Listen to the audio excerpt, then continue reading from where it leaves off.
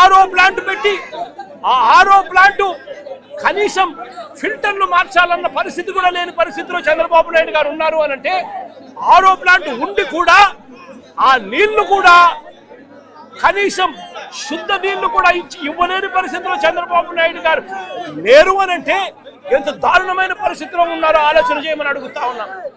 ఆ ఆరో ప్లాంట్ లో ఫిల్టర్లు సరిగ్గా పనిచేయడం లేదు, నీళ్లు కంటామినేషన్ అయినాయి, పట్టించుకునే నాతులు లేడు. చివరకు అది జాండీస్ కింద తయారై ఏకంగా 170 మంది పిల్లలు హాస్పిటల్ పాలై 2 పిల్లలు చనిపోయిన పరిస్థితుల మధ్య ఈరోజు మనం అంతా కూడా చూస్తూ ఉన్నాం.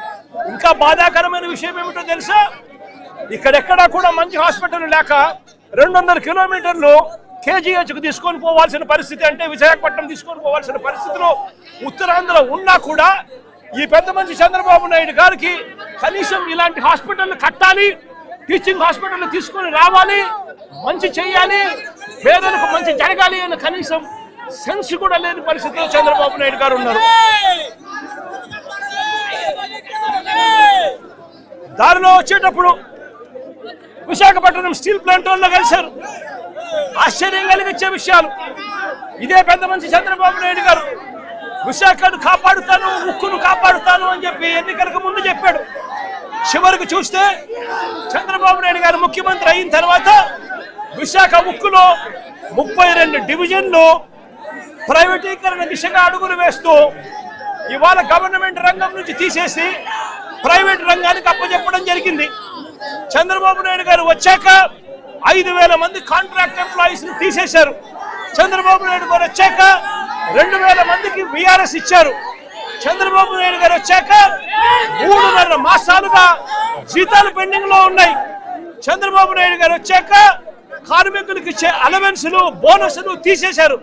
చంద్రబాబు నాయుడు గారు వచ్చాక ఉద్యోగులకు ఉండే క్వార్టర్లకు సంబంధించి సబ్సిడీ రేటు మీద కరెంట్ ఇచ్చేవారు గతంలో, వాటిని ఖాళీ చేయించాలన్న ఉద్దేశంతో కరెంటు రేటు యూనిట్కు 9 రూపాయలు చేసి బలవంతంగా కార్మికులను క్వార్టర్స్ నుంచి ఖాళీ చేయించే కార్యక్రమం చేస్తా ఉన్నారు. ఎవరైనా గట్టిగా నిలదీస్తూ అడిగితే షోకాస్ నోటీస్ ఇచ్చే పరిస్థితిలో ఇవాళ కనిపిస్తా ఉంది. ఇవాళ ఇక్కడికి వచ్చేటప్పుడు చోడవరం షుగర్ ఫ్యాక్టరీకి సంబంధించిన రైతులు కలిశారు. వాళ్ళు చంద్రబాబు నాయుడు గారు పాలన గురించి చెప్తా ఉన్నారు.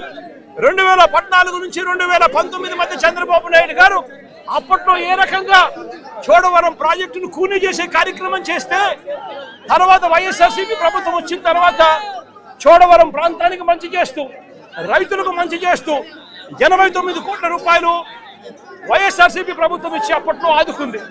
మళ్ళీ ఇవాళ చంద్రబాబు నాయుడు గారు ముఖ్యమంత్రి అయ్యాడు.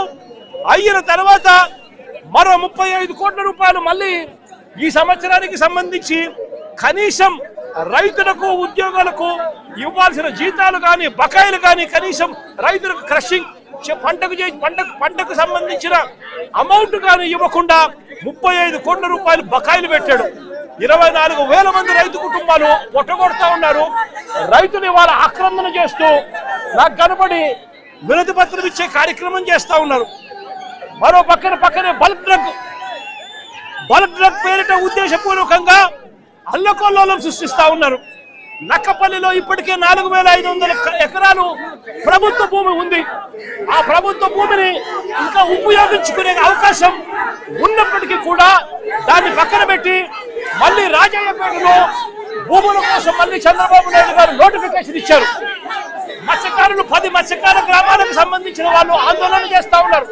నేను అడుగుతా ఉన్నా ఇదే చంద్రబాబు నాయుడు గారిని, కనీసం వారిని ఒప్పించే కార్యక్రమానికి వారికి నచ్చకపోతే ఆ పని చేయకూడదు అన్న జ్ఞానం కూడా చంద్రబాబు నాయుడు గారికి లేకుండా ఇష్టారాజ్యంగా చంద్రబాబు నాయుడు గారు వ్యవహరిస్తున్న తీరుకు అతలాకుతలమవుతా ఉన్న మత్స్యకార బతుకులకు ఎవరు ఊరటనిస్తారు చంద్రబాబు అని చెప్పి చంద్రబాబు నాయుడు గారిని గట్టిగా నిలదీస్తూ అడుగుతా ఉన్నా.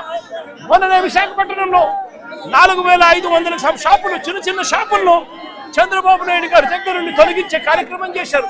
నేను అడుగుతా ఉన్నా, ప్రత్యామ్నాయం చూపించకుండా ఆ 4,500 షాపులు తీసేస్తే దానివల్ల 32,000 మంది ప్రజలు ఎలా బ్రతుకుతారు చంద్రబాబు అని చెప్పి కనీసం ఆలోచన కూడా చేయకుండా దుర్మార్గాలు చేయడం ధర్మమేనా చంద్రబాబు గారు అని చంద్రబాబు నాయుడు గారు గట్టిగా నిలదీస్తూ అడుగుతా ఉన్నా. ఇవన్నీ కూడా ఇక్కడికి వచ్చేటప్పుడు దారి పొడుగున దారిలో నిలబడి వాళ్ళ ఆక్రందనలు చెప్తా ఉన్న పరిస్థితుల మధ్య, వాళ్ళ అర్జీలు ఇస్తా ఉన్న పరిస్థితుల మధ్య నా ఈ పర్యటన కొనసాగింది. ఇంత దారుణంగా చంద్రబాబు నాయుడు గారి పాలన సాగుతా ఉంది. ఉత్తరాంధ్రలోనే కాదు, రాష్ట్రంలో కూడా అంతే. స్కూళ్ళు నిర్వీర్యం, ఫీజు రీయింబర్స్మెంట్ ఇయ్యరు, చదువులు నిర్వీర్యం, హాస్పిటళ్ళు మూసేస్తా ఉన్నారు, ప్రైవేటుకు అమ్మేస్తా ఉన్నారు, ఆరోగ్యశ్రీని ఎత్తేశారు, ఆరోగ్య ఆసరా తీసేశారు. మొత్తానికి పేదవాడికి వైద్యం కూడా నిర్వీర్యం చేసిన పరిస్థితులు. మరోవైపున ఏ రైతుకు కూడా కనీస గిట్టుబాటు ధర రాని పరిస్థితుల్లో రైతులు వ్యవసాయం చేస్తా ఉన్నాడు. ఉచిత పంటల బీమా తీసేశారు. రైతుకు పెట్టుబడి సహాయం కింద అన్నదాత సుఖీభావ కింద 20,000 ఇస్తామన్నారు. 2 సంవత్సరాలు కలిపి 40,000 ఇస్తామన్నారు. ఇచ్చింది కేవలం 5,000 రూపాయలు ఇచ్చి రైతును రోడ్డున పడేశారు. సమయానికి ఇచ్చే ఇన్పుట్ సబ్సిడీ ఈరోజు ఇవ్వకుండా పోతా ఉన్నారు. ఆర్బీకేలు నిర్వీర్యం చేశారు. ఈ క్రాప్ తెరమరుగైపోయిన పరిస్థితిలో రైతు వ్యవసాయం కూడా దిగజారిన పరిస్థితిలో ఈరోజు రైతు బ్రతకలేని పరిస్థితిలో ఈరోజు రాష్ట్రం కొనసాగుతా ఉంది. మరోవైపు చంద్రబాబు నాయుడు గారు చేసిన సూపర్ 6, సూపర్ 7 మోసాలకు ప్రజలు తల్లడిల్లుతా ఉన్నారు. అంతవరకు వస్తా ఉన్న పథకాలన్నీ రద్దు చేశాడు. మా ప్రభుత్వంలో ఇస్తా ఉన్న పథకాలన్నీ రద్దు చేశాడు. మరోవైపున సూపర్ 6, సూపర్ 7 పూర్తిగా మోసం కింద మారడంతో ఇవాళ పేదల బ్రతుకులు, రైతుల బ్రతుకులు, మహిళల బ్రతుకులు, పిల్లల బ్రతుకులు, చదువుల బ్రతుకులు మొత్తం కూడా రోడ్డు మీదకి వచ్చిన పరిస్థితిలో ఇవాళ రాష్ట్రం ఉంది.